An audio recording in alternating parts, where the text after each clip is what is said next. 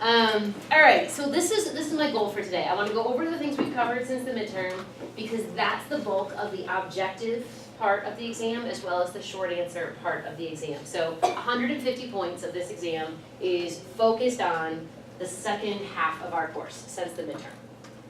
There will be things, I think your professor probably told you this, there will be things on the objective parts of the questions that even though we covered them in the second half, and we probably covered them a little more carefully in the second half, they came up in the first half of the course because this course repeats itself a lot on purpose so that we kind of keep coming back to some of the same ideas.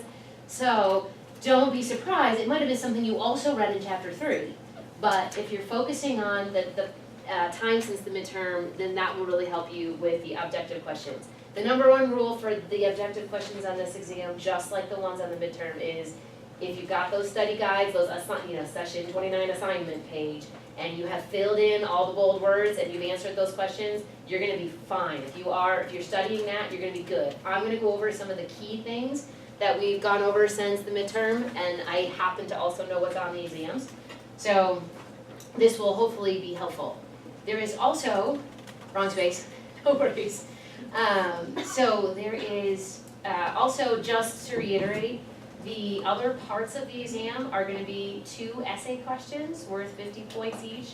Those prompts should be, for my classes, they're in the final exam part of Blackboard. For your classes, I don't exactly know where they are in your Blackboard shell, but hopefully you know where they are, and you should be good. So essay prompts are up. One of those essays requires you to make sure that you know what's up with that Hayek versus Keynes wrap. If you aren't already aware, you should have, each of your classes should also have the transcript up for that wrap, for those of you who can't hear raps, or you can't hear words when you hear raps. The transcript is also up and that will help you study from it. That's 100 points right there, 2 essays.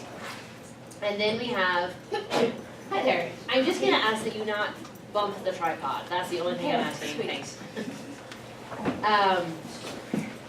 The other 48 points that is not objective is what you have due tonight.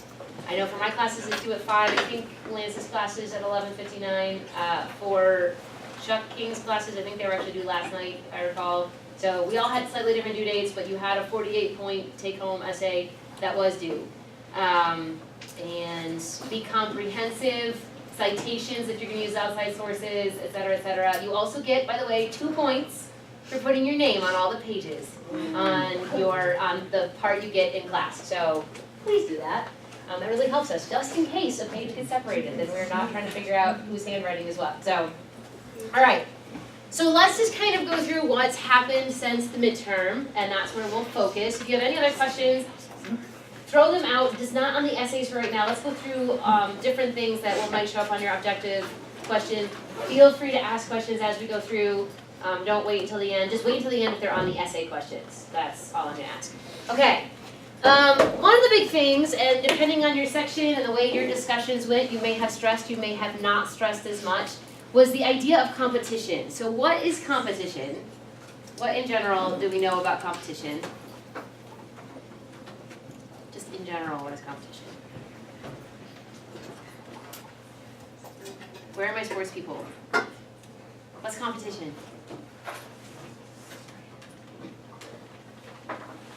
When there are 2 different groups or more trying to achieve the same thing, and so okay, who can do it better? It's 2 or more groups. In our world, for economics, we're generally talking firms, right? And they're going to compete for, in general, customers. What's the good thing that we say happens in competition? Well, there's more than just one thing, I suppose, but what are some of the good things? Consumer wins. Why does the consumer win? Because when 2 companies are competing against each other, usually that ends up resulting in a price drop, where they lower their the prices of their goods so that people are able to satisfy their needs at a lower cost to them. Yes. So consumer wins because of lower prices. Does every producer or firm win as they compete for customers? No, that's kind of the point, so they don't all win. So some producers lose.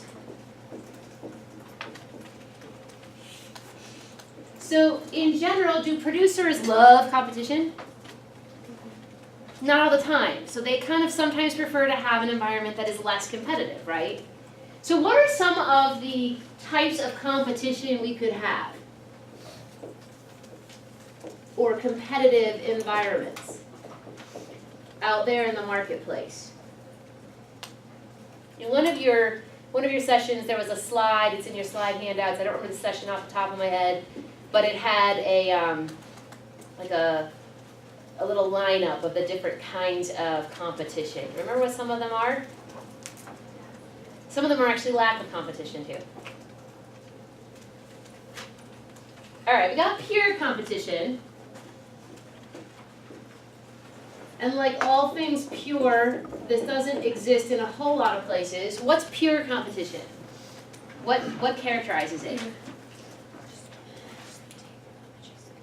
Small businesses sell one standardized product. Small, excellent. So a lot of small businesses, and then I'm gonna say there's a lot of them, and it is a standardized product. What do we mean by standardized product? Just so that that's clear, because that kind of sounds like econ speak right there. We mean there's not a lot of difference in the product. So really popular area to point to where we can actually still find pure competition would be in agricultural areas. Grain of wheat kind of looks the same whether it's grown in Iowa or whether it's grown in Idaho or Oklahoma or Pennsylvania. Mostly the same thing, thus highly standardized product. Doesn't really look that different.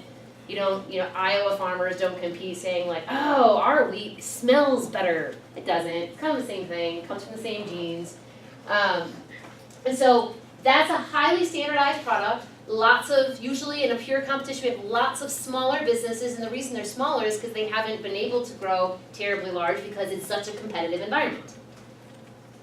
Able to keep prices a lot lower because of this. But we don't actually see this in most marketplaces. Most products out there are not highly standardized. So what you generally see more of is this thing called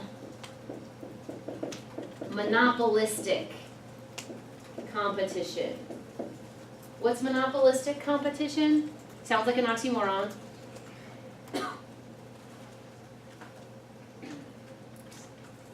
Any guesses? Just a few businesses competing against each other? It's a few businesses, so there's fewer businesses than there would be in pure competition. Now, fewer ultimately is relative. There still could be a lot of players, but it's going to be fewer than you would have had in pure competition. And what about their products? Small. Say that again? They're small. They can be small. What about their differentiation?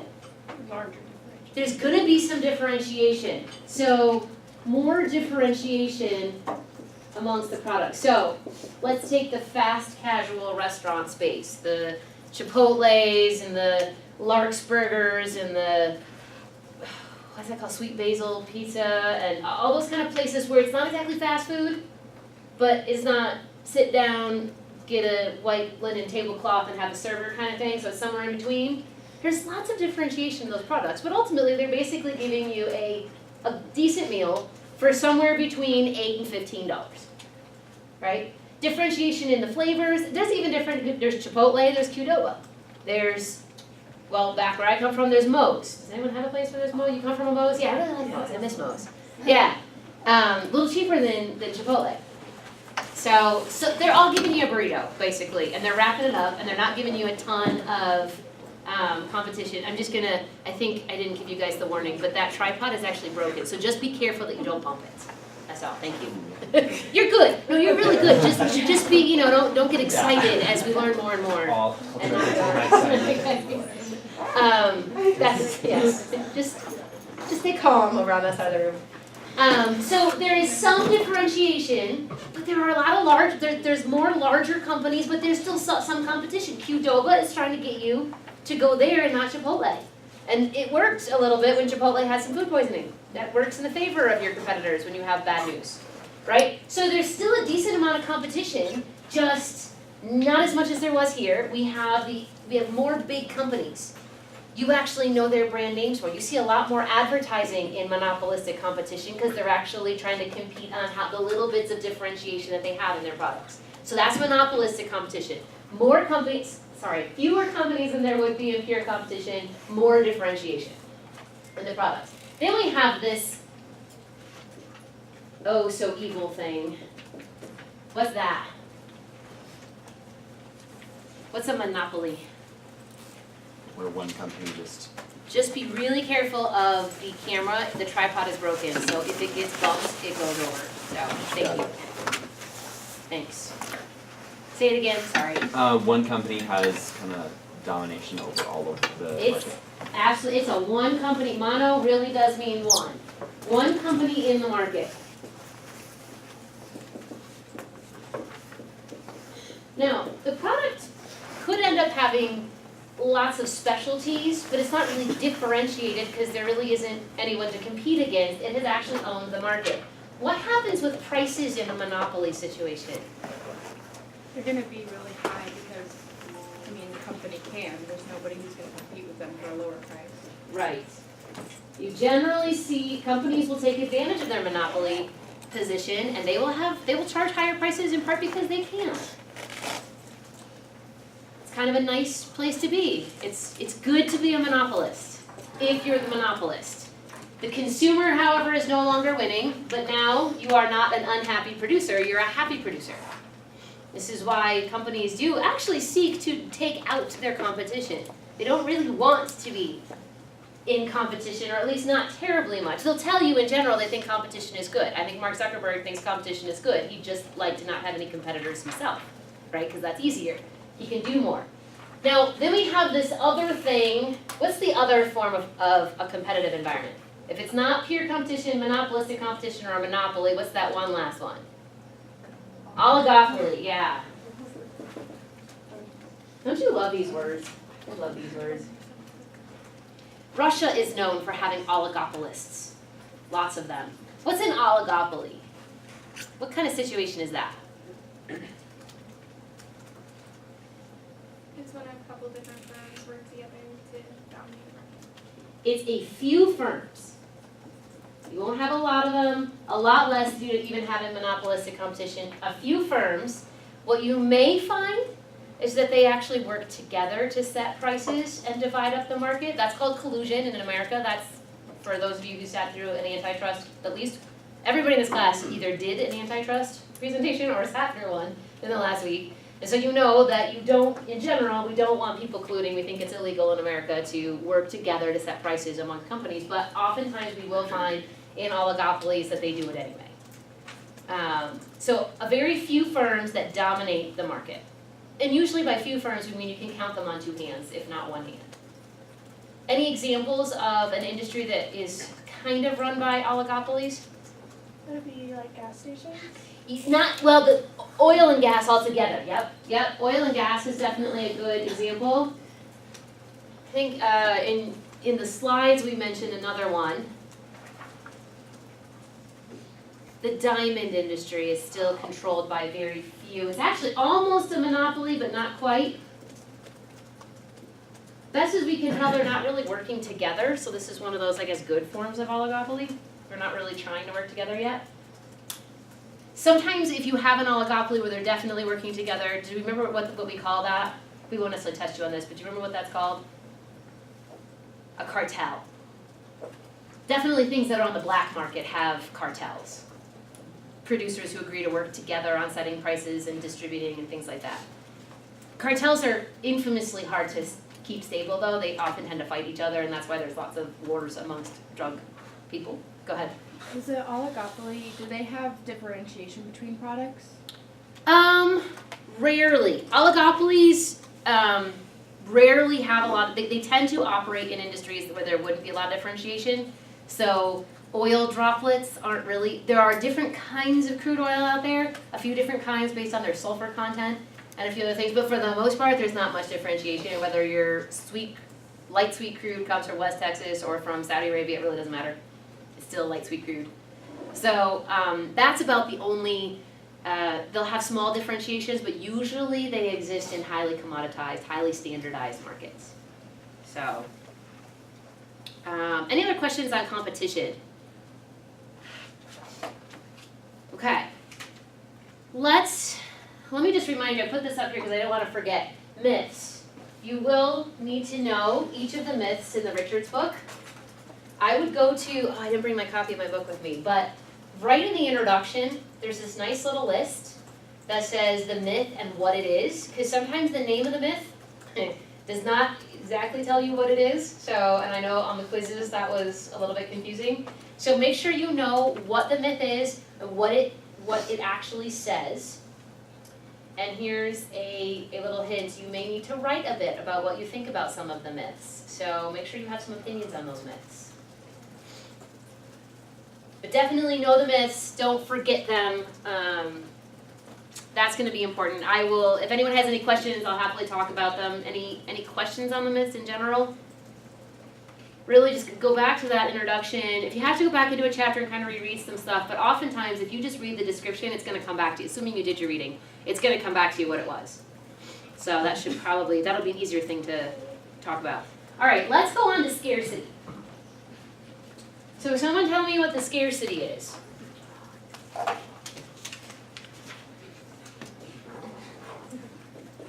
This is the big thing, econ. We really care about this particular concept. Let's go.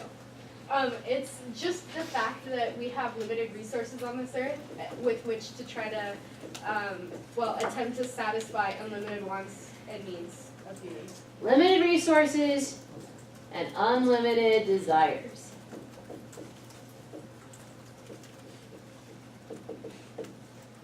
What are those 5 factors of production? Land. Okay, we got land, labor, oops, can't spell, there we go, capital, entrepreneurship, there we go, and knowledge, yes. So, if it's true, I should probably write what that is, 5 factors of production. If it's true that we have scarcity, limited resources for unlimited desires, is it also true that each of these 5 factors of production are limited in some way? Yes. Does that mean that labor is scarce? But what about unemployment? Does unemployment mean labor is not scarce? Willing to work. Okay, so in unemployment, we have kind of several issues here. It could be that people are not willing to work, and that's different than saying that labor was actually scarce. Unemployment also means that people may not be willing to pay for you to work. My guess is that a whole lot of you would be perfectly happy to get paid money to do taste tests on chocolate and new kinds of fruit drinks and perhaps, caviar and sushi. Who knows, right? You'd be happy to get paid for your time to do taste testing, wouldn't you? Interestingly, there's not a lot of restaurants out there that have the capital or the money also to pay you to do things like that. So there's oftentimes a mismatch between what people are willing to pay for when it comes to labor and the fact that there are people willing to work. But there are actually more things that people want done. I know a lot of restaurants who they wish they had the money to pay taste testers. They would love to know if their product is popular before they take a risk and open a business and try to sell it. But they don't have the money to be able to do that, so they take the risk and they start the restaurant, and then they find out that it is or is not popular, right? But there would have been people who were willing to do it, and there was a restaurant who even wanted that service, but they couldn't pay for it.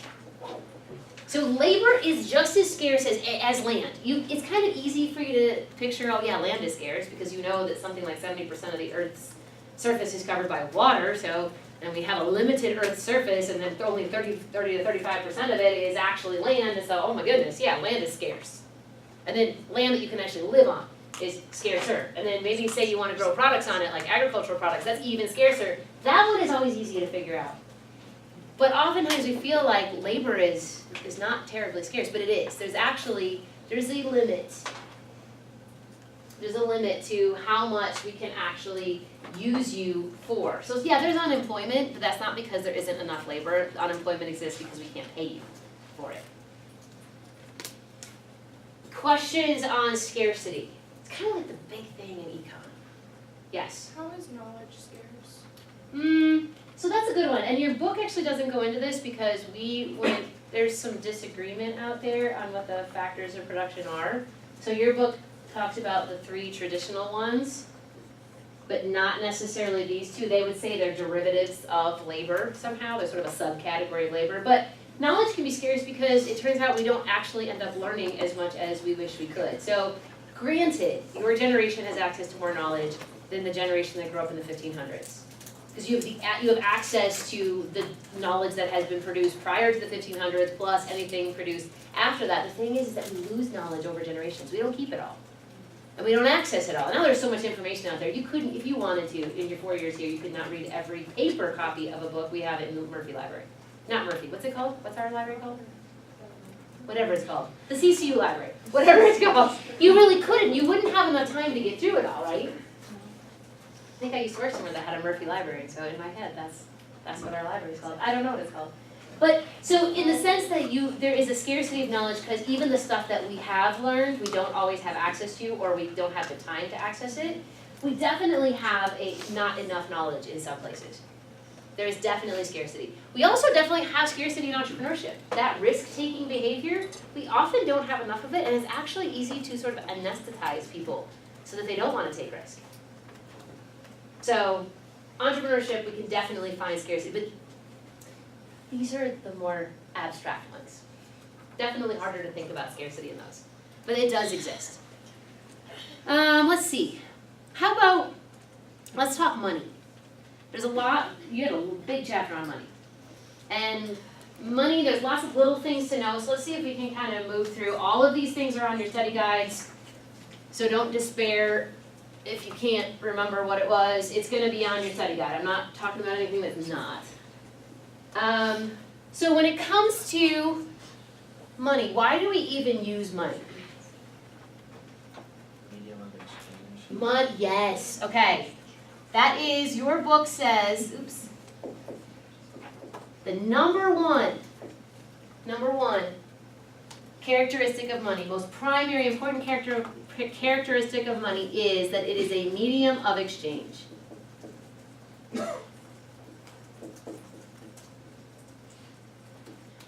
Why is that so important?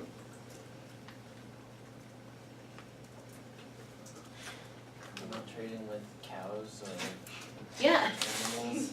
exactly. It might be worth more or less than what we're trying to get. It allows us to do this thing called indirect exchange. What's the indirect exchange versus direct exchange?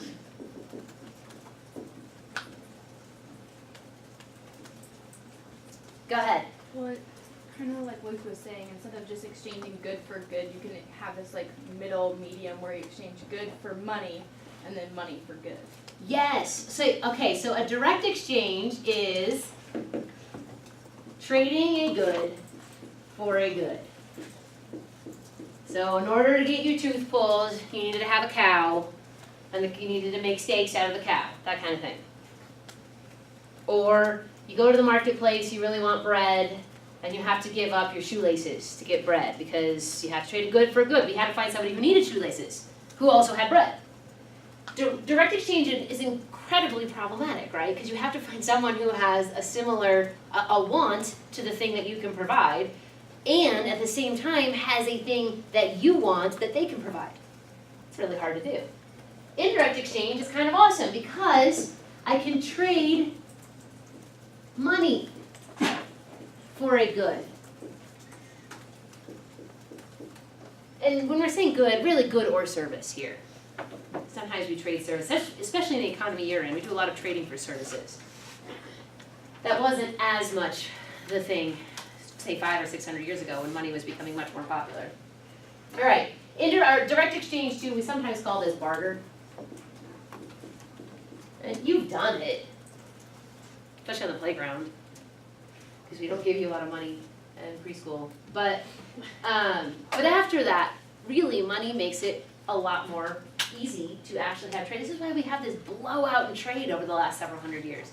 It's one of the big reasons is because we made it easier. We didn't have to have a coincidence of needs, as the economists say. I needed a tooth pull and you needed a stake and it turns out I have a stake and you have the skills to pull my teeth. Awesome.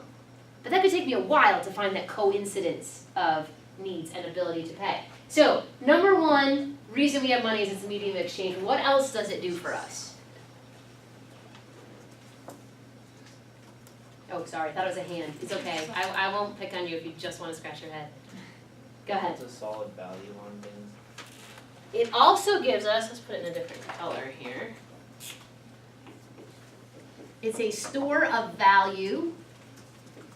And that means when you shove $100 bills underneath your mattress, you are actually storing $100 or however many you have under your mattress, not the 0.3 cents it costs to make that $100 bill, right? It's not just the value of the paper you're shoving under your mattress, it itself becomes a store of value. This made it possible for us to eventually start being capitalist societies where we could actually buy capital, because you have to build up some savings before you can usually buy a big machine or buy a factory, things like that. And so we were finally able to do that because money stores value, and you could build up a bunch of money where it's hard if you're a baker. You can't build up, like, oh, I'm gonna save all this bread so that I can exchange the bread later for a new oven. Well, no one really wants your 50-day-old bread, right? So then it becomes really problematic because there is no, you can't store up value, so it's always just exchanging day to day. That's the best you can do. That's not helpful. So store of value is another thing. Anything else about money? It becomes a means to make calculations, and I know that sounds really silly. But it used to be really hard. How do I figure out exactly what a tooth pull is worth? It's like, oh, maybe 3 steaks, maybe 5 steaks, I'm not really sure, right? Just a lot easier. I could just say it's worth $100. Here's $100. We can make calculations a lot easier. You can all do math. Generally, you get your most application in math with money. The average person does more math with money than anything else, right? Most of you are physicists. So it also is a means for us to make calculations, have price levels. That's really kind of awesome. But now, how do we generally make our money? Do we have mostly precious metal coins anymore? Do any of you have any precious metal coins? Is that even what you do? My grandparents were big coin collectors. A lot of their retirement was based on coins. Kind of funny. Okay, so we don't in general. You're all wearing clothes, so I assume you made some sort of transaction in the last year or two because you're not naked. And so you used money and it wasn't coins, right? So we could have metallic money, or your book mentioned that there's a lot of systems were bimetallic. That's because they were both gold and silver, usually, or sometimes copper. But gold was particularly scarce, and so common people couldn't get their hands on a lot of gold, and so gold and silver was popular. But that was the old way of doing it. We don't do a lot of metallic money anymore. What kind of money do we have now? Paper/cotton. We do, yes, this is paper/cotton. Okay, so what is that though? We have this, that's what it's made of. What kind of money is that? Because does that paper or cotton actually have any real value to you? It doesn't. How come you trust that it has a value? Backed by the government and the world. It's, okay, it came based on your trust in the government. Specifically, what do we call that kind of money where it's backed by trust in a government? Kind of two ways to say it. Economists like to call it fiat money. Fiat being an old word for like command. It has value because the government has commanded it to have value. Which means you are trusting in the government. This is a piece of credit. You are trusting the full faith and credit of the Federal Reserve System in the United States government. That's what you're trusting in. Really, you're trusting that when someone gives you a $100 bill for that tooth pull, that when you go to the bank, because it's part of the Federal Reserve System, that they will look at that and say, yep, we trust that the Federal Reserve is good for that money, so we will give you the value of $100. or we will put that into your account, and we will credit you the value of $100. Not because this piece of paper and cotton with a little cool watermark strip that has little teeny tiny words on it and has a little hologram, that's not what gave it its value. It's still not worth $100. The reason is because we have fiat money. The government has said you can trust us. We are going to issue these bills and coins. These are not very valuable coins, by the way, so it may seem like it's metallic money, but it's not the old way of doing it. They don't have a lot of value. They're mostly zinc and other cheaper metals. So that fiat money you are trusting, and we also sometimes call it, it even says it on your bills, legal tender. Tender being a word for actually, this is when we complete a sale or an exchange, and this means it is considered legal to make exchanges with this money at the value that is written on the bill or the coin.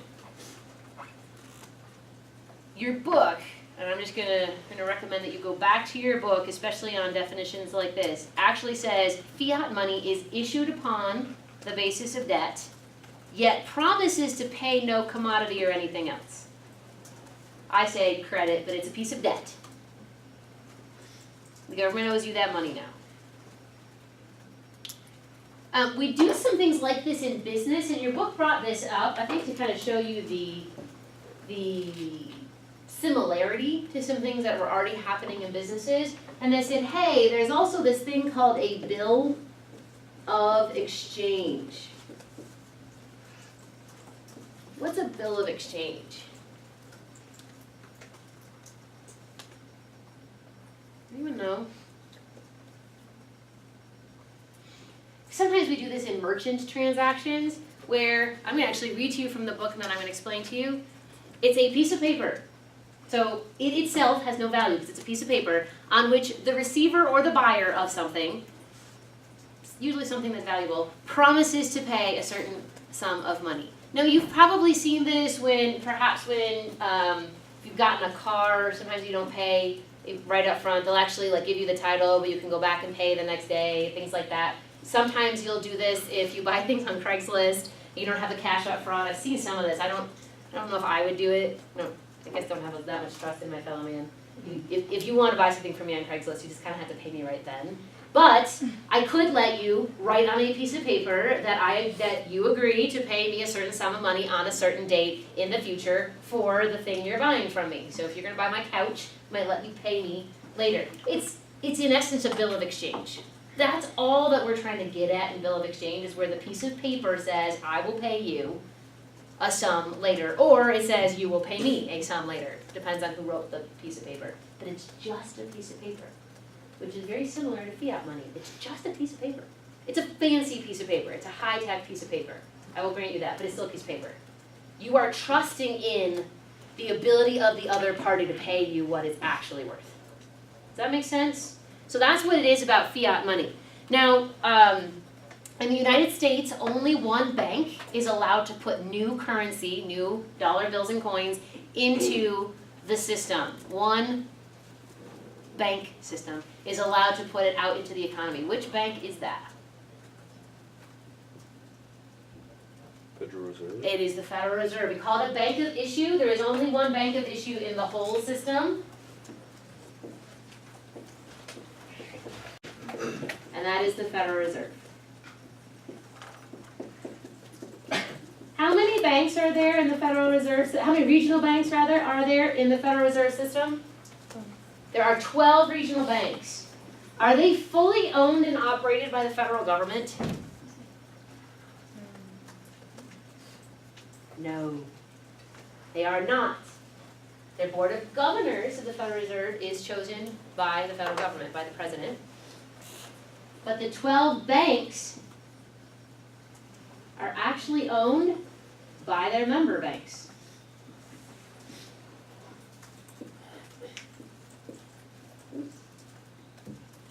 And the member banks are First Bank, what's the W one we have here? Wells Fargo, blanking on all the other banks we have here. We have Chase Manhattan, I think. What else do we have around here? U.S. Bank. U.S. Bank, yes. Those are member banks of, most likely, depending on where their headquarters are, most likely they are member banks of the regional Federal Reserve Bank in St. Louis. We have an office of the Federal Reserve here in Denver. You can actually go tour it if you want, but it is a member technically of the St. Louis Reserve System.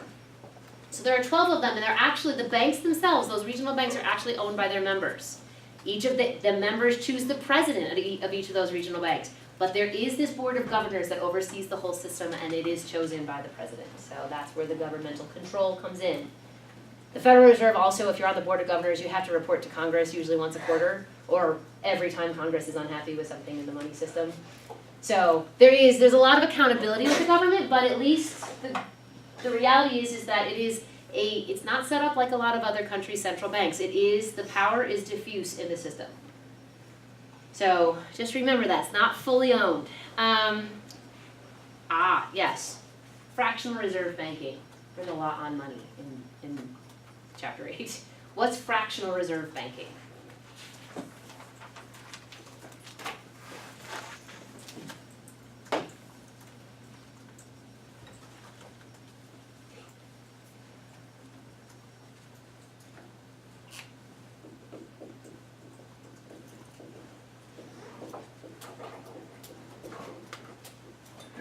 Okay, this is the kind of banking we have now. What does it mean? What is fractional reserve banking?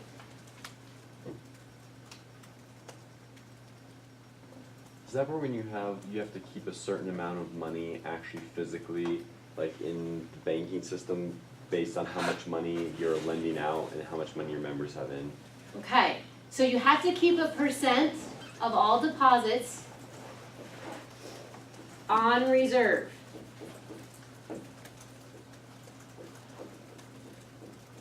Where do they keep them on reserve? Where does Wells Fargo or US Bank or First Bank, where are they actually keeping that reserve money? In the Federal Reserve. That's hence the name of that bank system. They had to keep those reserves on deposit in the Federal Reserve System.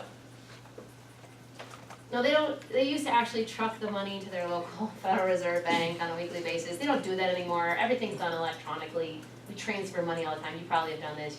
Some of you probably pay your tuition not with cash or a credit card, but through an electronic transfer, straight from your bank account to CCU's bank account. So that is how they're doing it now. But they do have to keep a certain percent of all money that was deposited on reserve at the Federal Reserve. And then what the heck are they doing with the rest of the money?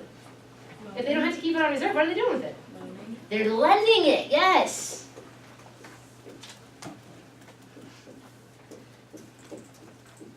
Now this is the way banks have operated for so long that maybe some of us forget that it was different. It used to be that banks were warehouses, essentially. They were just a big giant safe that somebody else owned and you put your money in it. And then you could always get it back when you went to that safe. That's not what banks do anymore, because that's actually a decently boring, number one, form of business.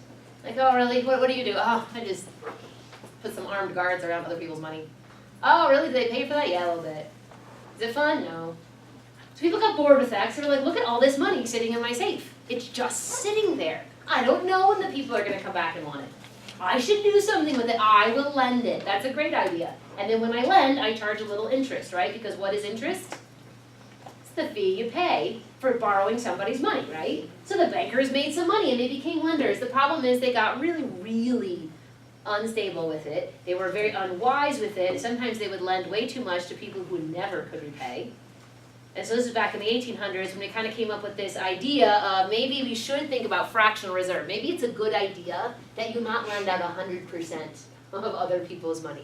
Maybe you got to keep a little bit in there. Just in case some of those loans go bad, just in case the depositor comes in and wants all their money all at once. Well, good thing you have their reserve plus other people's reserves that you can give them. So that's why we have this fractional reserve banking. When we set up the Federal Reserve at the very beginning of the 1900s, this became the place that banks actually put their reserves. Prior to that, they just did it on their own if they wanted to, and they just kept their own reserves. Now they actually keep them on deposit in the Federal Reserve. But they do lend the rest, which is how we create money, essentially. It's kind of a really cool thing. We make money by lending. Because we take the same dollar bills that are your deposit and they become someone else's mortgage for a new home. Same dollar bills. But they're your deposit, so it's your assets, and it's a loan for someone to buy a house that becomes their asset. Same dollar bill. Actually really kind of cool. But it can become a problem because it technically increases our money supply. And what do we call an increase in the money supply? Inflation. Inflation, yes.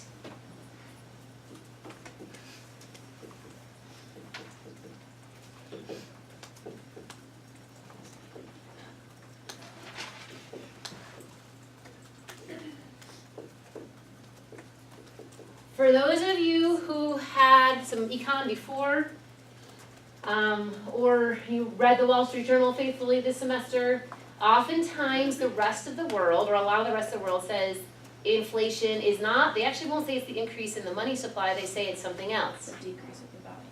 It's the decrease in the value of the money. So let me put that in a different color so we can make it, oh, that's not very dark. Get rid of that one.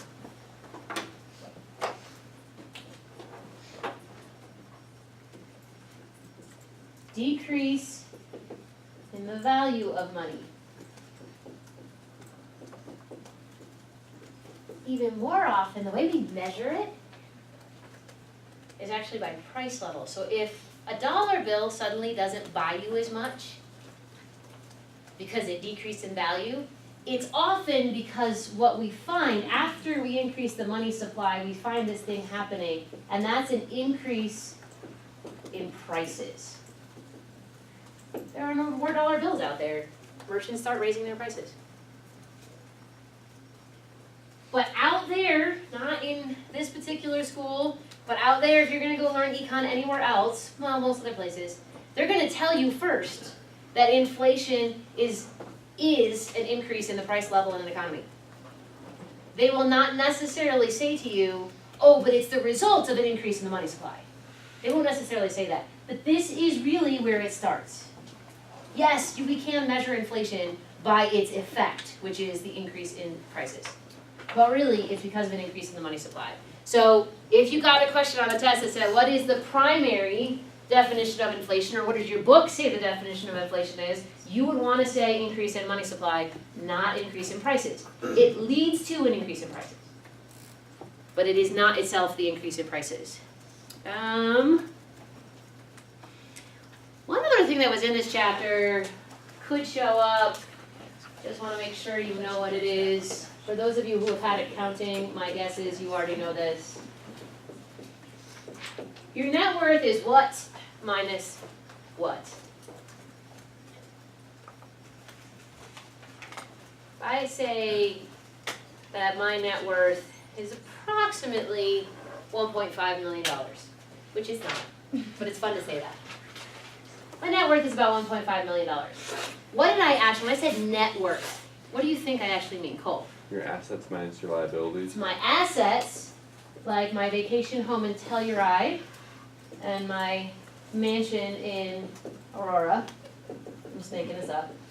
Minus my liabilities, like the small lending business that I have here on campus. I lend to students. Got about $2 million of loans out there. Just a small little thing I do on the side. So if I took all of my assets minus my liabilities, I'd give you my net worth. Okay. Just want to make sure you remembered that. Let's see here. Yes. All right. I'm moving ahead. I'm kind of just going chapter by chapter here. I've got notes on the chapters. So that was chapter 8. Chapter 9. This is about prices and the 1-minute university or 5-minute university. We said, what do you have to know about econ?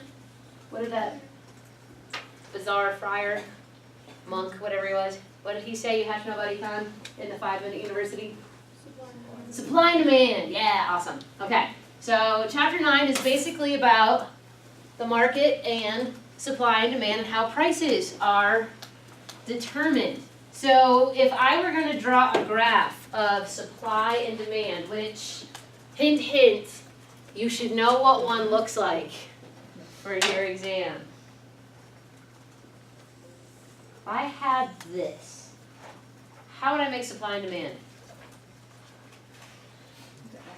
I'm gonna do an X, okay, cool, I got two lines. We often call them curves, because in reality, when we're not making it real simple, these actually have a bit of a curve to them, they're not a perfectly straight line, but it's much easier to draw a straight line, sort of.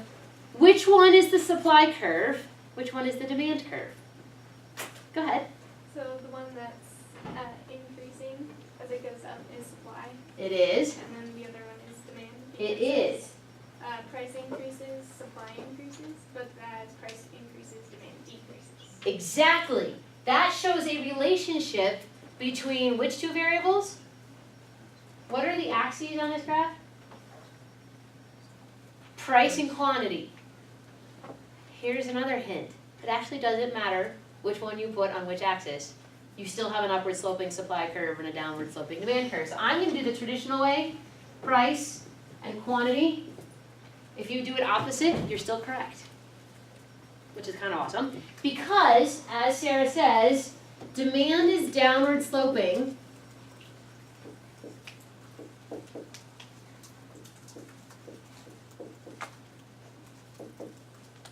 Because as the price increases, the quantity that people demand will decrease. When CCU tuition goes up to $800,000 a year, there will be fewer of you here. I'm pretty sure. Unless we have really awesome scholarships. Supply is upward sloping. Because when price increases and you're a producer, you are going to desire to supply a lot more, right? So the quantity you would wish to supply would go up. So price increases, quantity increases, upward sloping. Price increases, quantity decreases, downward sloping demand. Does that make sense? So let's just say, you don't necessarily have to have the graph, let's just say that demand for a CCU education has just gone through the roof. The world heard that we had Bill Armstrong as our president, and you guys go here, and people are like, whoa, we want to be where those people are. So now demand has skyrocketed. CCU has not gotten any bigger. We cannot actually supply anymore. We have the buildings we have. We can't build them any faster than we've already done. We're not hiring any new teachers. So our supply is remaining completely the same, but demand has skyrocketed. What will happen to the price of CCU education? Will skyrocket. It will also skyrocket. Yes, because the supply stays the same, but there is more demand out there. So as that demand increases and the supply stays the same, the price is going to go up because there are more and more people who want a very scarce good. We've got like, whatever we have here, 50 acres or something. We can only get so big right now. Right? Now, let's do a different thing. Let's look at oil prices, since that was in the Wall Street Journal a decent amount at the end of the semester. The supply of oil kept going up and up and up. Supply was increasing. But demand wasn't really changing. It wasn't like people were like, ooh, I'm going to take a longer drive to work so I can use more of my cheap gasoline. People weren't really doing that much more driving. Demand wasn't really changing, but the supply was going way up. What happened to the prices of oil? They went down. There's lots and lots of supply, but they didn't change their demand, and so those oil suppliers, they're just trying to get you to buy it, so they just keep lowering the price. So when supply goes up and demand remains the same, prices go down. When demand goes up and supply stays the same, prices go up. That would be a good relationship to remember. That if you want to look back through chapter 9, that will definitely help you. Now this thing right here, this magic X marks the spot right here. What is that called? It is the equilibrium price.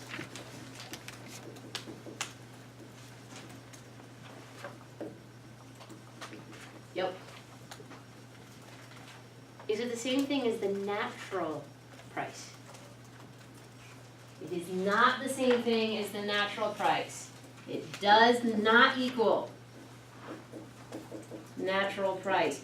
This was a confusing series of questions on the quizzes, if anyone recalls. What's natural price? The cost to produce an item. Yeah, it's the sum of all of the factors of production that are in that item. It's just the cost of production. Now there's economists out there, this is what your book brought up throughout history, a lot, especially earlier on, people were saying, well, the price of a good should be the sum total of what it costs to produce that good. But that means that there's something missing. If it cost me $100 to bake you a really fantastic caramel apple pie, let's just pretend, and then I charge you $100, what did I not get in that transaction? Profit. Profit. I got no profit. So there was less of an incentive. So natural price is just the cost.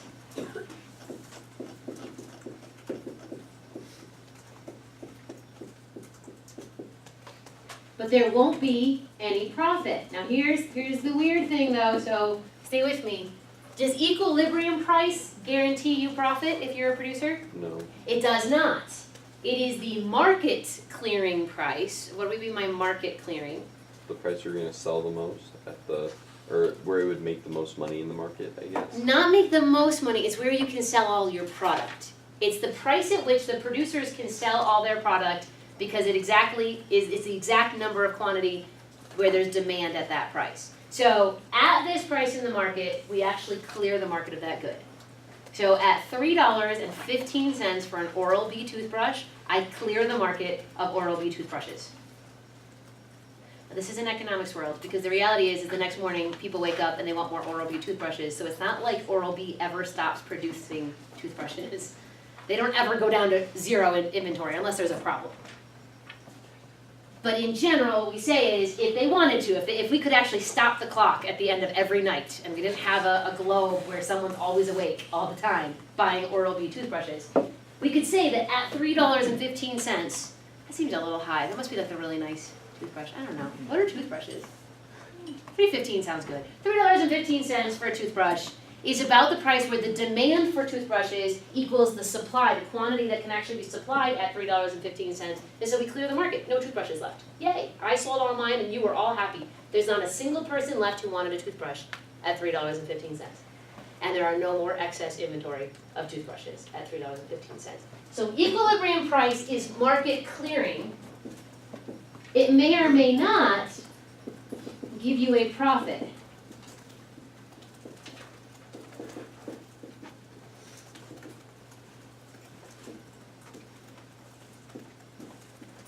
Now here's the deal. If you are a rational business, are you going to stay in business if the equilibrium price always leaves you with no profit? No, you're not. As a result of competition and as a result of the supply and demand working with each other to find an equilibrium price, if you cannot find a way to make profit at a $3.15 Oral-B toothbrush, you're going to get out of the Oral-B toothbrush business. Right? You're just not. It's not profitable for you to stay in it. Now there is this thing though called the loss leader. What's the loss leader? What kind of situation is that when a business chooses to be a loss leader? Isn't that like a cheap item to get them to keep looking and buy the more expensive items? It's a cheap item. Usually if it's a true loss leader, we say that that business chose to sell a product at a price lower than its costs. So they are purposely not taking a profit. In fact, they're taking a loss to get the consumers to come to them.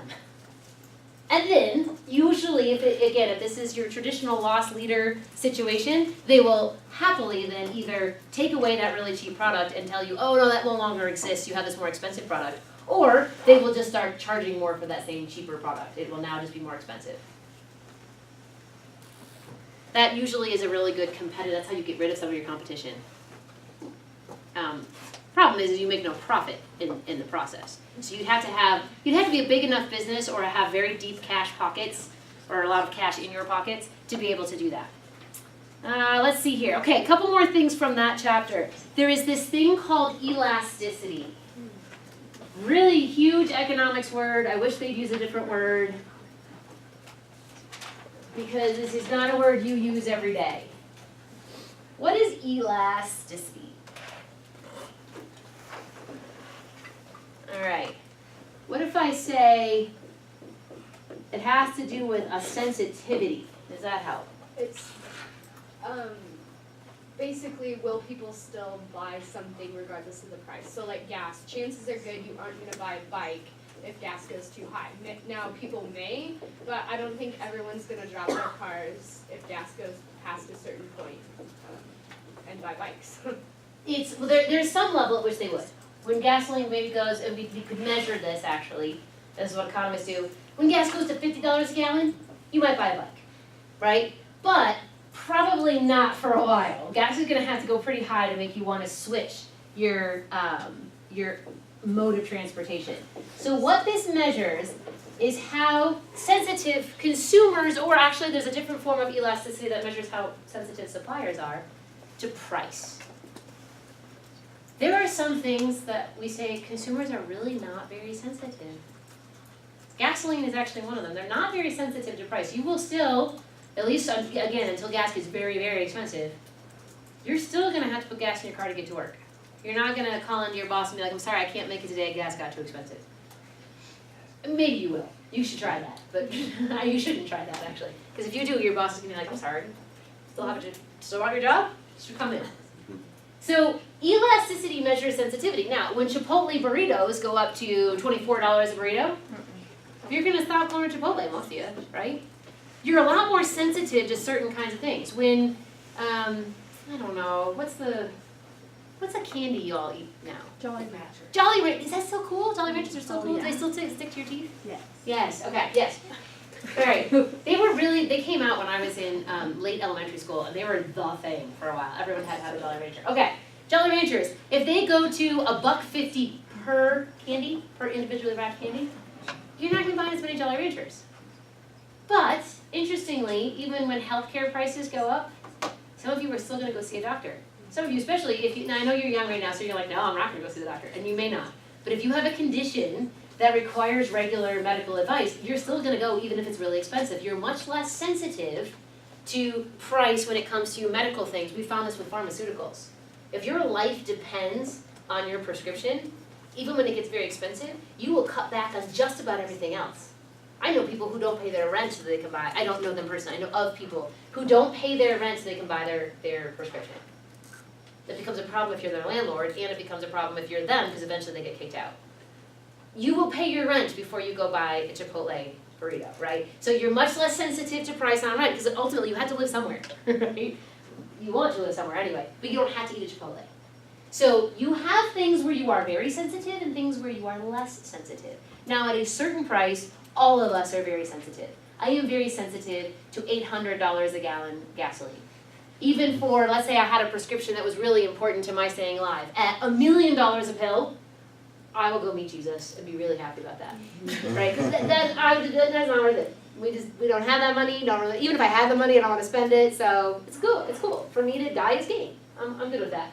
So there are sensitivities all over the place. Elasticity is the econ word we use to measure that, because economists are weird and they thought of it as like a rubber band that used to mean something to people, but we hung on to that word even though it's probably not terribly useful. I think this is probably the last thing we can talk about. When government intervenes in the market, there are ways the government likes to intervene when it comes to prices. The government likes to intervene, period, right? Once you become a government person, you'll know. It's just, you've got a little bit of power, it's fun to exercise it, right? But they like specifically to get involved in the marketplace sometimes about prices. What are some of the ways that government can get involved in the marketplace to fix or change prices? You can set price ceilings and price floors. Okay, they can set price ceilings or price floors. And what are those? A price ceiling is where they set the price so that it can't rise above a certain point, and then a price floor is where they set it so it can't fall below a certain point. Yes. Now we don't have as many price ceilings right now. We've had a few. We used to have one on milk. It's actually not federally mandated per se anymore, but it used to be because milk was so important to young babies. And we wanted to make sure that mothers could always get milk for their babies. We had a price ceiling on milk, so you couldn't charge more than a certain amount. That actually made it impossible for some small farmers to make enough money on their milk. And when I was in college, if you were in my class, you probably heard me say this, when I was in college in the 90s in upstate New York, where there were still a lot of small dairy farmers, they actually, it's very cruel. Anyone dairy in the room come from a dairy farm? It's cruel not to milk your cow. They need to be milked. It's very painful for them not to be milked. So they would milk their cows because they had compassion on their cows, but they would actually just dump the milk. And there were all these pictures on the front page of all the upstate New York newspapers of just like streams of milk running down the hill on these farms and stuff. Because for them to process it and then sell it into the marketplace, they actually were taking a loss. And they were like, well, we'll keep milking our cows. Eventually they sold their cows. But that was because of price ceilings. We don't have as many price ceilings, but we definitely do price floors. Most popular price floor out there is what? Okay, that's very true, but let's pause on that for a second. It is the federal minimum wage. Now, that seems weird because we said price floor, not wage floor, but a wage is merely the price of labor, right? Interest is the price of borrowing money. Rent is the price of using someone's property. Wage is the price of using someone's labor. So the federal minimum wage. That's a price floor. You cannot pay someone less than $7.50 an hour to work in the United States. Not legally anyway. It's a price floor. So what happens when the government intervenes and they have this thing called a price floor? What happens to that market? I think it condenses a little bit. Usually what happens, now, I want to be really fair here, this is just, because I really feel like we should be fair. Your book is going to tell you that what always happens is that this actually reduces the competition, right? Because competition usually creates lower wages, lower prices, if you will. It reduces competition. It actually increases unemployment because now fewer people will get hired because you have to pay each one so much more. The research actually is a little bit dubious. Not every time we've increased the minimum wage have we actually seen an increase in unemployment. It does depend. The problem is because not all other things remain equal. The world actually does other things in the meantime. It's really, really hard to do a social science experiment because we can't just say, okay, all other things stop.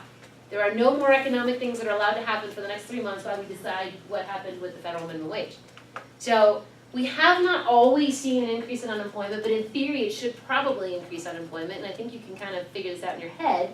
Now each worker is more expensive, you're a business, you still have to submit to the market price, the equilibrium price in your market, so it's not like you can just charge more suddenly, like at least not initially. So you're going to hire fewer people, and you're going to ask each of those fewer people to do a little bit more for the same $7.50 an hour. Some of you may have actually already experienced this, where your business doesn't, someone retires, but because it's so expensive to hire another person, they don't actually rehire another person, they just ask everyone who works there to just take on a little extra, just take on a few extra tasks if you don't mind. This happens 10 times in the same year, suddenly you're doing the work of a person and a half for the same money. That is definitely can be an effect of a price floor, where we mandate how much you need to pay a person. Let's see, another way that government intervenes, and I don't know, if you were in my sections, we watched a little piece of the debate about Donald Trump. It was the Trump-Cruz interaction on tariffs. What's a tariff? Price on imported goods. It's a tax on imports or exports, usually on imports, because it's trying to protect domestic industry. And Donald Trump said, if I can't get China to play by the rules, I'm going to put a 45% tariff on all goods that come from China. Does anyone remember, if you were in my sections, what was Cruz's response? Go ahead. Laugh. He did laugh, that's very true. And then he said, why did he laugh? Because it's stupid. I mean, it'd raise the price on everything for us to buy. Because the moment you slap a 45% tax on every item that comes here from China, what are the retailers going to do now that they have to spend so much more on things that come from China? They're going to raise your prices. So Cruz was like, Donald, this will hurt the American consumer more than it hurts China, right? So protective tariffs are a way that the government gets involved in setting prices, and the way it affects your prices, because every time we slap a tariff on to your import, we increase the price of what you buy from overseas. So that's another way governments get involved. There is a way that non-governmental agencies can try to set specifically price floors. Can you think of an entity out there in our economy that attempts to set price floors specifically on wages? Labor unions, yep. Labor unions, now they're not by law, but what they do is they restrict competition because you can only hire workers who are in the union then, right? They make businesses, they'll negotiate with businesses so that they can only hire workers in the union. So that means there are fewer workers, and there's essentially, that means more unemployment if you're not in the union, right? It's good if you're in the union. So more unemployment for non-union members. And usually what this does is raises wages for the union workers. More unemployment if you're non-union, but if you're in the union, higher wages. Now, it's not by law like the federal minimum wage is, but the labor union attempts to do a similar thing. Reduce the amount of competition, which means fewer workers, and that means higher wages for the ones who are in the union.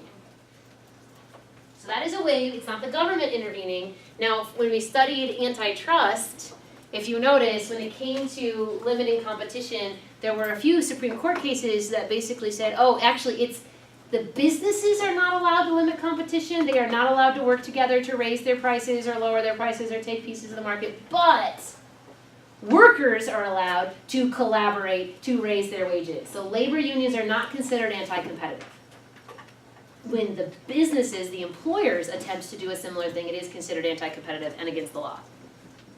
All right, speaking of monopoly, there was one other thing I forgot to mention when we were talking about monopoly. What is this thing called a natural monopoly? This is another tricky quiz question. Yeah? So an example of it would be like phone companies, like there's only so much land in which you can run telephone lines and stuff, and so it's better if just a few companies own that, or like natural gas or energy. Exactly. So a natural monopoly is a situation where, at least most observers, this is not scientific. It does not mean, it's not like gravity, where even if you don't believe in it, you still are prone to having to live with it, right? But natural monopolies, some people see them where other people don't. But it would be a situation where most observers would look at it and say, no one's actually better off to have a lot of competition here because it's just too difficult to do, right? It's too hard to lay 50 different sewer lines that are all competing with each other. That's a whole lot of the earth underneath Denver, Colorado to be filled with sewer lines. It's just better if we just have one company running sewer lines or one company running electrical lines. It's just easier. They tend to exist. So let's try to make this brief. Best, or I'll say better, if there's one company. Again, not everyone agrees with this.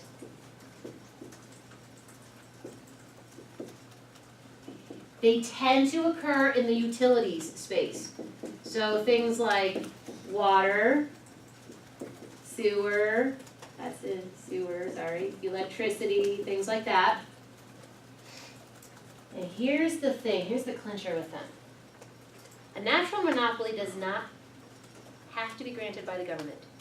Doesn't have to be. A lot of people just look at it and they say, listen, it's just better. It's the only ones who are comfortable. We all kind of agree on that, maybe. But normally the government has stepped in and has mandated that they be a monopoly. So they usually become government mandated monopolies. Excel is the only company whose lines run around here for electricity. We have one municipal water authority. No one else gets to deliver water to the water mains under Denver metro area. Just your municipal water authority. No one is allowed to compete on that. Now, the one thing the government does, and if you take another class in economics, we'll actually talk more about these things, the government actually does try to keep the prices down, because the big bad thing about monopolies is prices usually go up. So because the government grants them monopoly power, they also tell them, we're gonna limit you on how much money, how much profit you can actually take. We're gonna make you keep your prices at a certain level, because you serve the people. So, they're a weird animal, but I wanted to make sure that you didn't, kind of forget that. There's one other place, though, that they exist that is purely government mandated, and the government says it's because it's a natural monopoly. My guess is the libertarians in this room do not agree. What is the one big thing the government has a monopoly on? There's a few, but one huge one. Not the military, not that one.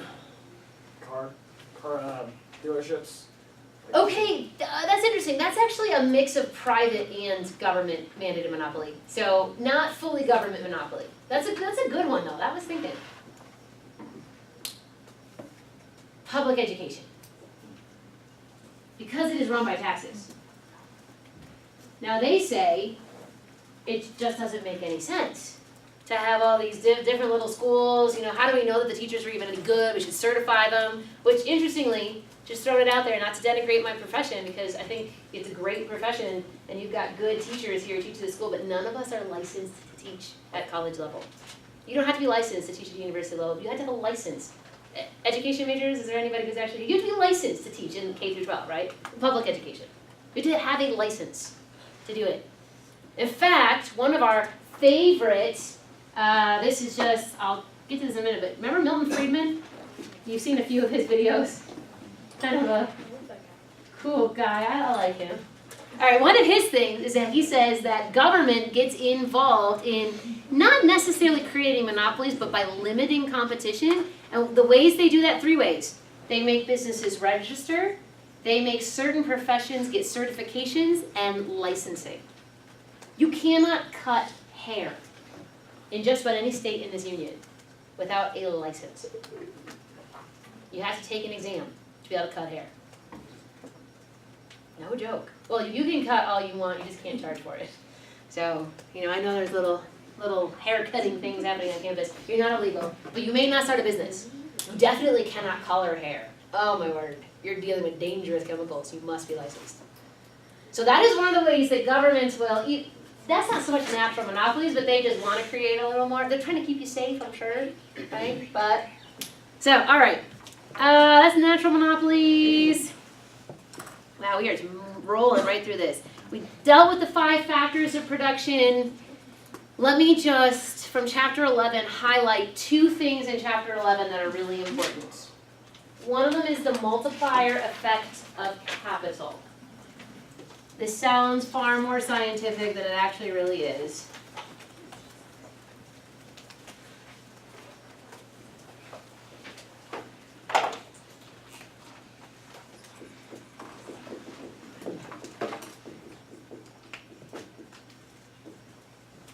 Multiplier effect of capital. Anyone know what that is? That's a bold word in your chapter 11. Okay, so let's think about this. If you don't have any machinery, you don't have an electric mixer, you don't have an oven, so you had to build a fire, and you decide you want to make a birthday cake. No, better yet, you want to be in the wedding cake business. So you want to make a wedding cake, because those are so expensive, right? So you're going to make a wedding cake, but you're going to have to do all the mixing by hand. You have a bowl, let's say, and you got a spoon. And let's even say you got some metal, so you have like a cake pan. But you don't have an electric mixer, and you don't have an oven, so you got to do this all over an open fire. I have no idea if that would ever work out well, actually. Has anyone ever tried to bake a cake over an open fire? I'm going to go with it. Have you tried? Well, it was in a Dutch oven. Oh, that probably would be okay. Yeah, that would probably work a lot better. But still a lot harder, right, to get this kind of evenly brown and stuff like that, because you can't control the heat quite as well. Did it go okay? Yeah, so have you ever used a Dutch oven? I have, but not very often, never for a If cake. you put enough on top of it, it's not that hard. Oh, all right, But it's okay. a different case. no, I like this. Okay, so you have a Dutch oven. You even have a Dutch oven. How many wedding cakes could you probably make in a single day? 2. Maybe 2. Okay. Now let's say I give you a nice KitchenAid mixer, industrial size, right? And you have a big convection oven, the kind where the air goes all the way around, it circulates so it browns evenly. And you can actually fit, say like 6 or 7 cakes into that convection oven. How many cakes do you think you can make in a day? 35. Maybe 5, maybe 20 actually. You might be able to go with like 20 cakes if you've got a little bit more technology. You're still just the same person, right? You didn't get suddenly smarter or superhuman. It's because you added technology. That's this multiplier effect of capital. Remember, capital are goods that make other goods. It's machinery, it's equipment, factories. By adding a little bit of equipment into your life, I made you a better baker. Your labor was multiplied. It's actually one of our strategic objectives, which it didn't hit me until about 6 months that I was here that I realized, that's such a cool economic lesson. Because one of our strategic objectives is that we want God to multiply our time and our talents. One of the ways that God has allowed that to happen is through capital. The fact that you have a computer, every single person on this campus either owns their own computer or has access to campus computers. It is so much easier to do a research paper when you have a word processing tool that you can erase, save multiple drafts. I just want you to imagine what it was like when your parents, if any of them, went to college and they had to type things. Some of your parents maybe didn't type things because you guys are a little young. My parents typed things. People made money as typists, typing up other people's dissertations because it was that ridiculously hard to do. You couldn't make as many mistakes. It was a lot harder. So you guys, your time has been multiplied because you have technology. That's the multiplier effect of capital. It makes labor more productive and it means you can make more cakes, make more product. So more products, more efficient or productive labor. That's a multiplier effect of capital. Kind of magical, really kind of cool. Downside of it, though, is this thing.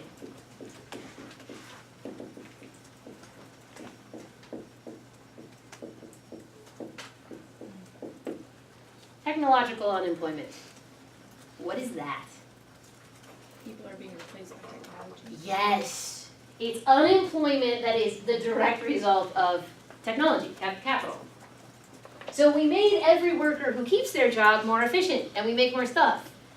But unfortunately, sometimes we don't just make the current workers more efficient, we actually now have too many workers, and so we fire some, because we don't need them as much anymore.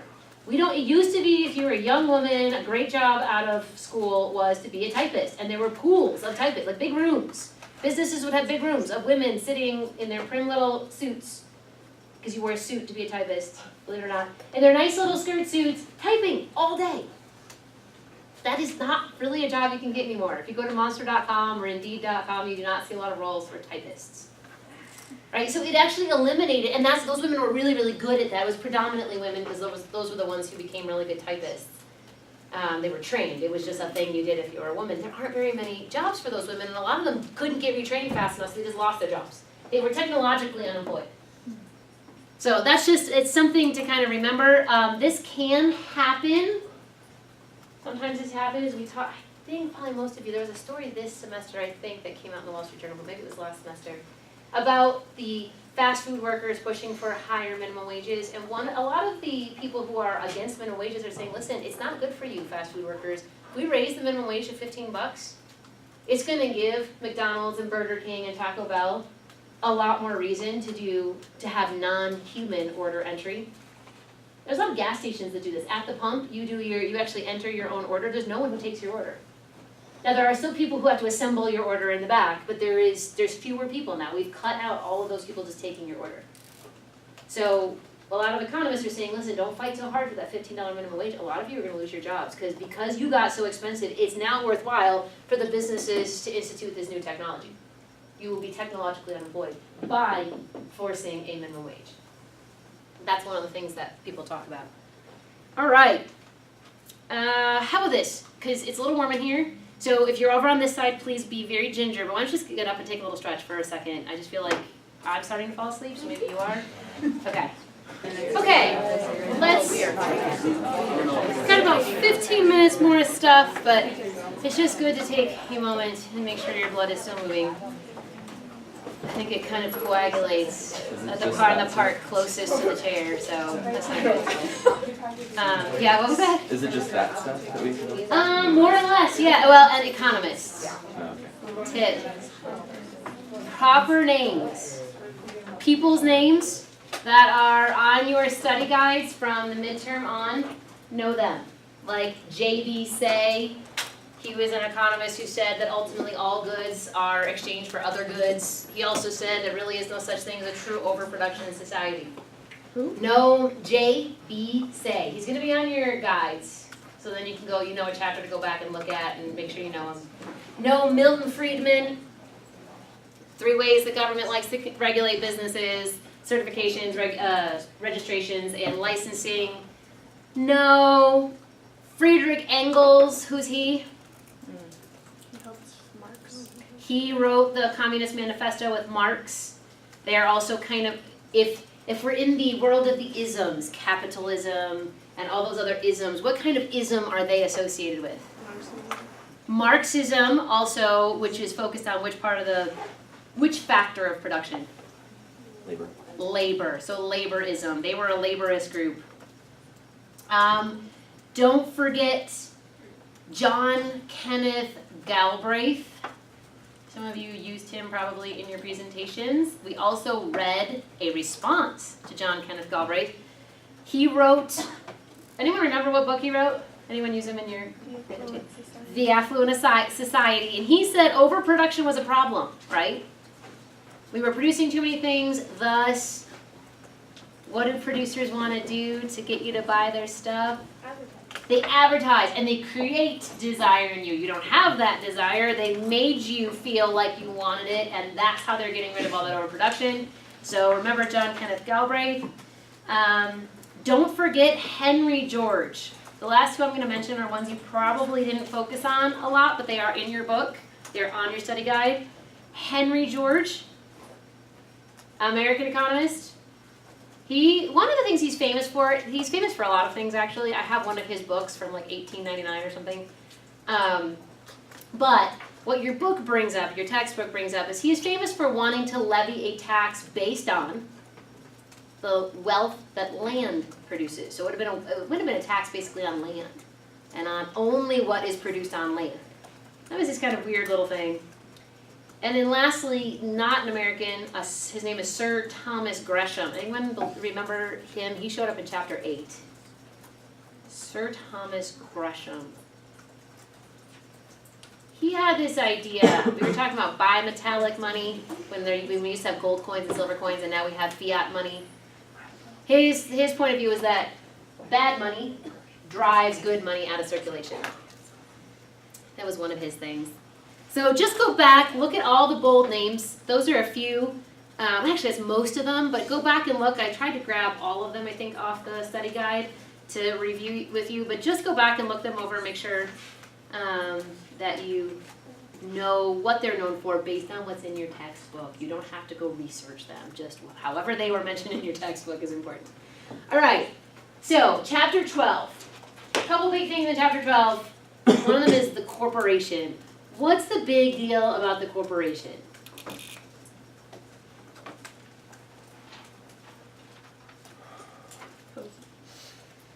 Not sure? Okay, the full name in your book is the Limited Liability Corporation. Does that ring a bell now? What does it mean to limit liability? It's like if I owned a business and we went bankrupt, they could take my business from me, but they couldn't take any of my personal assets. Exactly. So what this does is it says the assets of the business or of the corporation are separate from the assets of the owners. In a sense, well, not in a sense, it's very really, in legal terms, what it did was make the corporation an individual in the eyes of the law. It has its own assets, and thus, its own liabilities. So when the business does a bad thing, let's say, and it becomes liable, it owes some money in a lawsuit, let's just pretend, the money that can be taken to pay that lawsuit can only come from the assets of the corporation.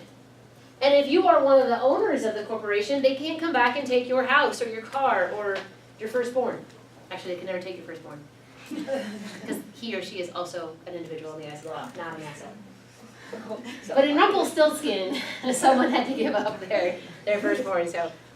So in limited liability, what this does is now make it a little bit easier to take risk. It allows for more risk taking. And who are the risk takers in our economies? The entrepreneurs. So this provides them a little bit of protection.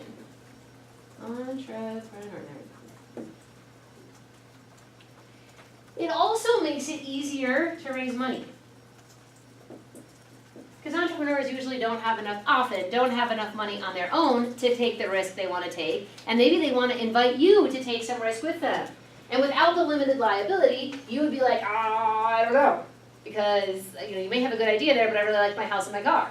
So what if your business kind of tanks? Or maybe it doesn't even do a bad thing, it just can't pay its debts. Because it turns out it wasn't as successful as you thought. And it owes a lot of money, and suddenly you owe a lot of money because you gave money to that corporation.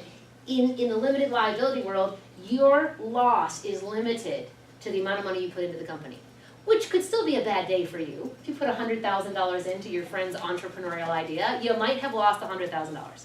But you won't lose your house and your cars and your, hotel and Telluride or whatever it is. You're not going to lose all of that. So this makes it possible for entrepreneurs to get other people to take some risks with them so they can raise more money. This is why we actually have a stock market. It's because the concept of the limited liability corporation exists. It's why we can now issue shares, ownership shares in companies to people like you and me. So in the stock market, we have these concepts called the bull market and the bear market. What are they? Anyone remember that? Anyone a stock market junkie? No? All right. In the stock market, the bull market is when stock prices are going up.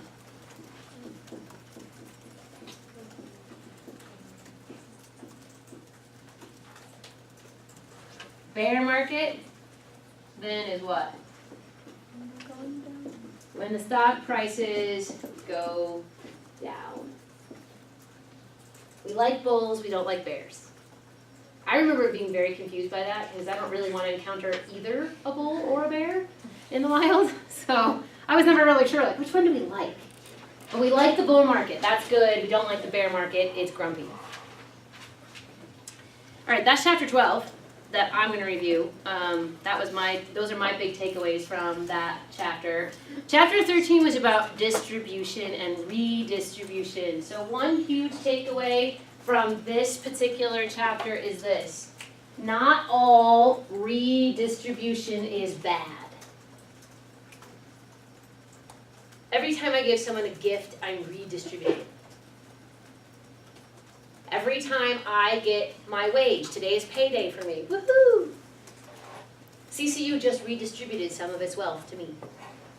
In exchange for my labor, of course, but they redistributed. Every time, if you own some stock and you get dividends or you get paid interest on a loan because you're a lender, that's redistribution. But it's not all bad. What's the kind of redistribution that we find is not so good? Okay, welfare thing, and what is welfare run by? Okay, so government mandated redistribution. What does Bastiat call that? Legal plunder. Because they made it legal because the laws of the land says it's legal, but Bastiat says, well, it's still plunder. It may be legal, it's still not good for you. That's the redistribution that we should be concerned about. Now here's the stuff that's more normal. Interest is redistribution, and what is that? That's the price of what? Using somebody else's money. Using money. It's redistribution because you used someone's money. What's a wage? The cost of using somebody's labor. It's for using someone's labor.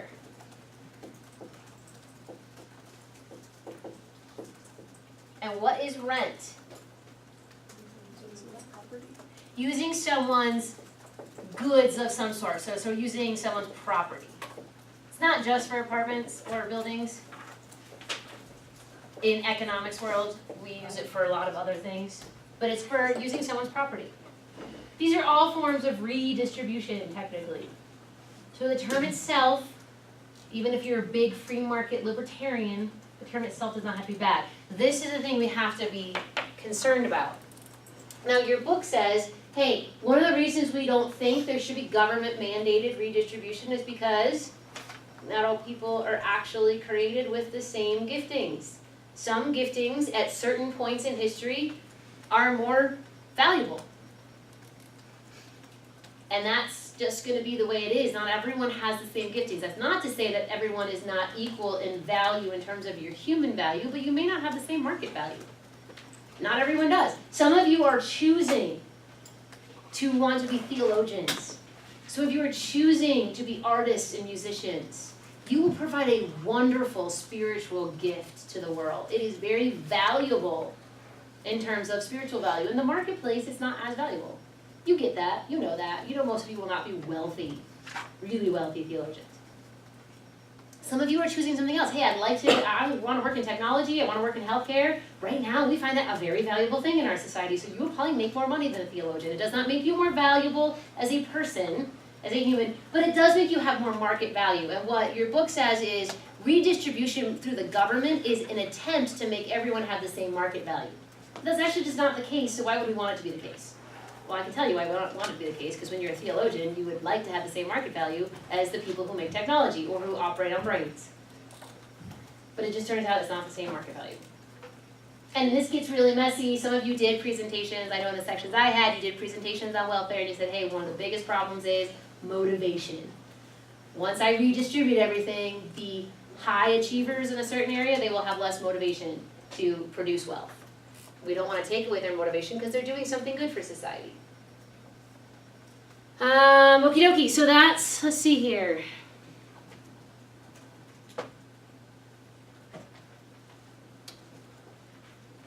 That's about all in that chapter 13, so let's finish off chapter 14.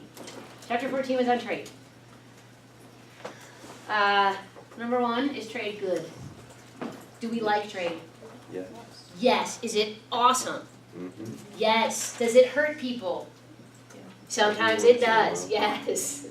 So in general, in the long run, it's a good thing, right? Trade is a good thing. Trade hurts some people some of the time. What are some of the examples? Why does it hurt people? Or why does it hurt for people to have to live through free trade? Outsourcing. Outsourcing, in what way? How does it hurt people? It's cheaper to build a product in another country, so you ship the factory over there and eliminate factory jobs here. Okay, so factory workers here in the United States are definitely having more and more trouble finding jobs, for sure. So we actually sometimes eliminate a whole sector of jobs. Why else? Why else could it be? Corruption. There could be, and that's the downside of trade, is sometimes you go to another country to operate and they don't have quite the same laws we do, right? So there is more opportunity for oppression and corruption, and that can happen. It does happen. It's very human to want to find a shortcut, which is actually oftentimes why competition is so good. Competition, and you all know this, because there's sometimes competition even here in an academic environment, sometimes that just makes the temptation to cheat all that much bigger. But it also means we tend to find it a little better when there's a more, not so much in an academic environment, but in a market environment, we can find some more of that corruption when there's more cheating, or more competition rather. No, not more cheating. Oftentimes, monopolists can get away with a lot more corruption and oppression. So there are downsides to trade. Big things that were confusing maybe in this chapter are the absolute advantage and the comparative advantage. Can someone tell me what absolute advantage is?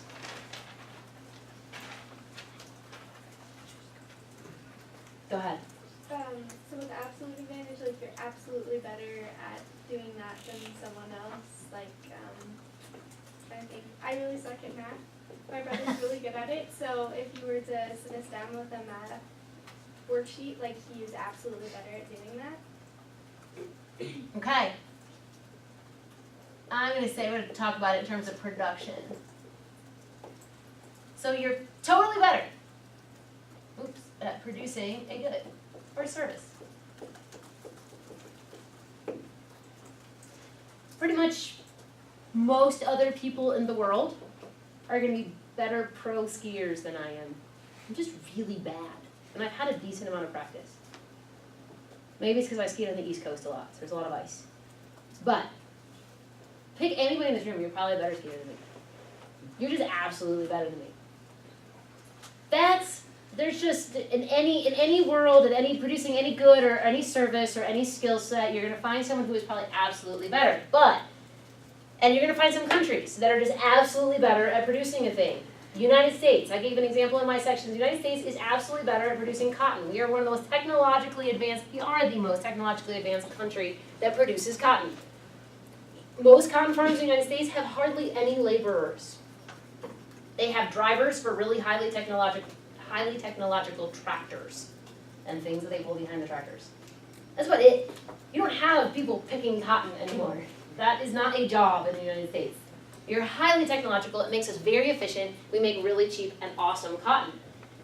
In Burkina Faso, a landlocked country in the northern section of the African continent, they also make cotton, and it's not highly technological. They don't have the same research, so they don't have the best strains of cotton, so their cotton is a little bit, it's harsher, doesn't have as fine of fibers, and they also do it by hand. They do just about everything. They plant it, they till it, and they pick it and process it by hand. They are not as good at it.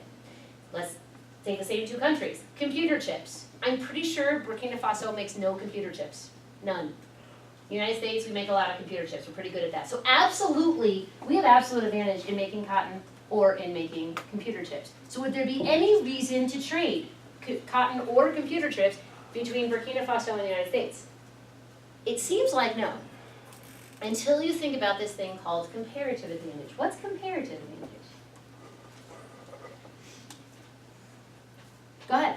That's where you're comparatively better at something. Okay, so comparative Meaning like, so for every, like for the amount of cotton that we produce, we have to give up a certain amount of computer chips. Mm-hmm. And Burkina Faso really can't produce computer chips as well as we can.